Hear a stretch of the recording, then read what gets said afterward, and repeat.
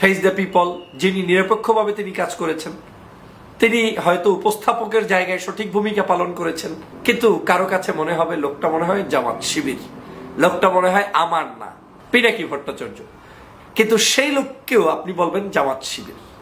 ইলিয়াস সাহেব কি? ইলিয়াস সাহেব নিরপেক্ষভাবে কথা বলছেন, সেও আপনার জামাত শিবির। এরপরে আপনার ডক্টর কনক সরোয়ার, সেও আপনার জামাত শিবির। তো আপনার লোকটাকে তাহলে এখন যদি প্রশ্ন করেন আমার কোনো লোক নাই, যদি আপনার লোক না থাকে তাহলে আপনি ব্যর্থ কেন? এই আসসালামাইকুম প্রিয় দর্শক, স্ক্রিনে থাকা ভিডিওটা ইতিমধ্যে আপনারা দেখতে পেরেছেন। প্রিয় দর্শক, আজকের ভিডিওটা খুবই গুরুত্বপূর্ণ, খুবই ইম্পর্টেন্ট একটা ভিডিও। বাংলাদেশের নাগরিক হয়ে থাকলে ভিডিওটা আমরা না টেনে ফার্স্ট ক্লাস দেখব। প্রিয় দর্শক, ভিডিওর মূল মন্ত্র আমরা দেখে আসি। ভিডিওতে বিস্তারিত তথ্য আছে, এই তথ্য শুনলে আমরা কিছু বুঝতে পারবো, আমরা কিছু জানতে পারবো, শিখতে পারবো। চলুন দর্শক, আমরা ভিডিওটা দেখে আসি। ফেস দ্য পিপল, যিনি নিরপেক্ষভাবে তিনি কাজ করেছেন, তিনি হয়তো উপস্থাপকের জায়গায় সঠিক ভূমিকা পালন করেছেন, কিন্তু কারো কাছে মনে হবে লোকটা মনে হয় জামাত শিবির, লোকটা মনে হয় আমার না, পিনাকি ভট্টাচার্য, কিন্তু সেই লোককেও আপনি বলবেন জামাত শিবির। ইলিয়াস সাহেব কি? ইলিয়াস সাহেব নিরপেক্ষভাবে কথা বলছেন, সেও আপনার জামাত শিবির। এরপরে আপনার ডক্টর কনক সরোয়ার, সেও আপনার জামাত শিবির। তো আপনার লোকটাকে তাহলে এখন যদি প্রশ্ন করেন আমার কোনো লোক নাই, যদি আপনার লোক না থাকে তাহলে আপনি ব্যর্থ কেন? এই জায়গায় আপনার লোক থাকবে না কেন? বাংলাদেশে ডক্টর ফয়জুল হক গত 16 বছর কি করেছে আপনার চোখের সামনে আছে না? লোকগুলো আপনারই, কিন্তু আপনি ধরে রাখতে পারছেন না। আপনাকে ধরে রাখতে হবে, ধরে রাখার ক্যাপাসিটি অর্জন করতে হবে। এই সোশ্যাল মিডিয়ার যুগে আপনাকে অ্যাক্টিভ হতে হবে। যদি আওয়ামী লীগ পারে আপনাকে পারতে হবে, যদি জামাত শিবির পারে আপনাকে পারতে হবে। বাংলাদেশের একটি বড় সমস্যা হচ্ছে পজিটিভ রাজনীতির। আমরা কখনো পজিটিভ সমালোচনা পছন্দ করি না, আমরা কখনো পজিটিভ ওয়েতে আমাদের দলগুলোকে পরিচালনা করতে পছন্দ করি না। আমরা যখনই কোনো একটি বক্তব্য আমার পক্ষে না আসে, বিপক্ষে যায়, তখনই সেই ব্যক্তিকে কিংবা গোষ্ঠীকে আমরা তুলোধনা করতে পছন্দ করি। কেউ যদি আমাদেরকে সুন্দর কোনো পরামর্শও দেয়, সেটা নিতেও আমরা স্বাচ্ছন্দ্য বোধ করি না। এর অন্যতম কারণ কি জানেন? কারণ হচ্ছে আপনার ব্যক্তিগত দুর্বলতা।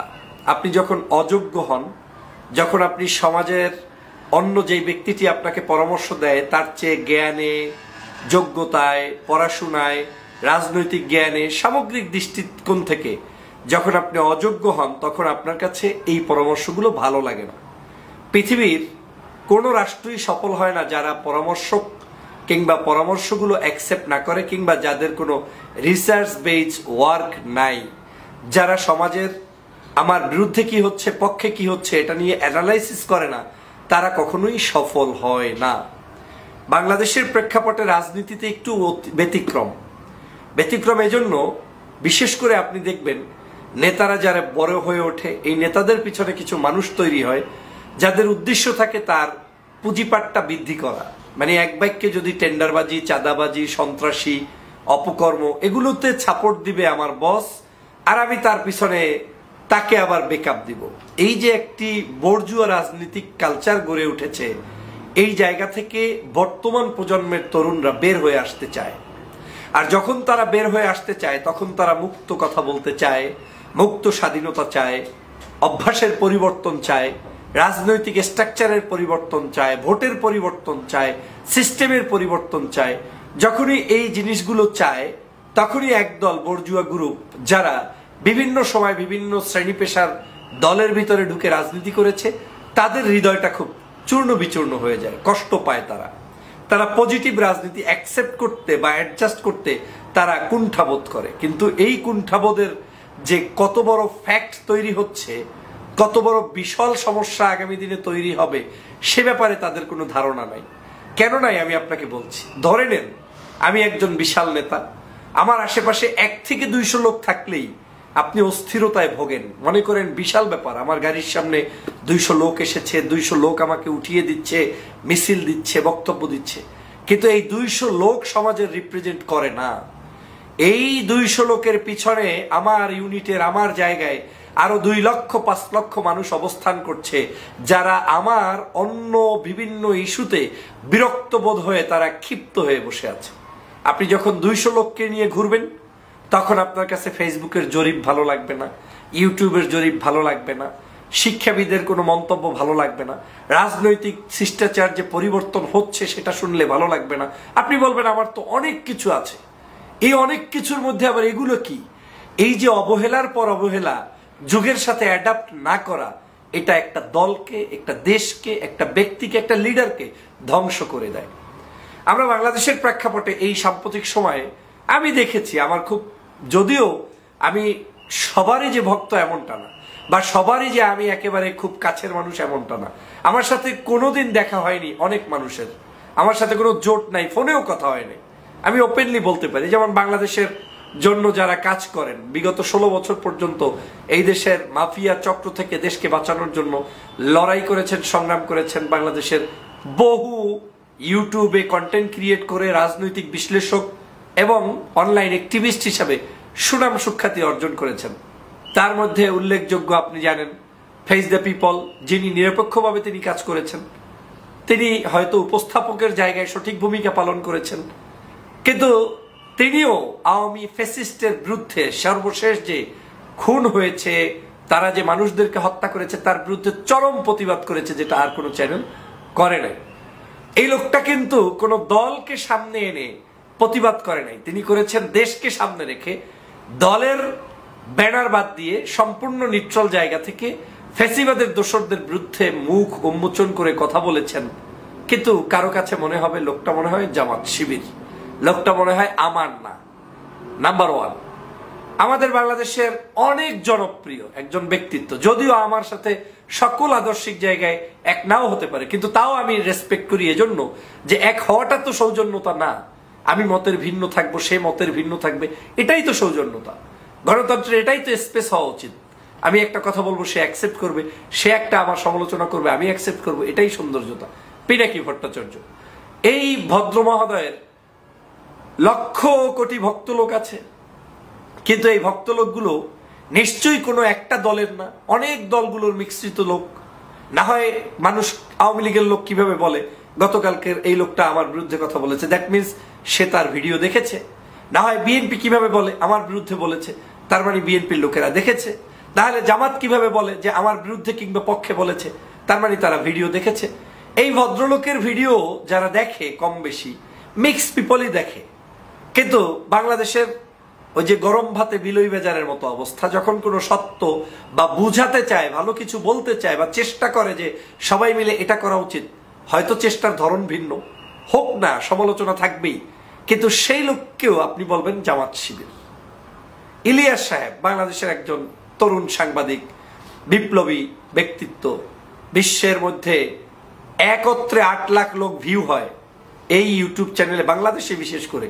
আমার এর আগে কখনো দেখি নাই যেটা ইলিয়াস সাহেবের চ্যানেল থেকে হয়েছে। কয়েকদিন আগে আপনারা দেখেছেন ইলিয়াস সাহেব কি, ইলিয়াস সাহেব নিরপেক্ষভাবে কথা বলছেন, সেও আপনার জামাত শিবির।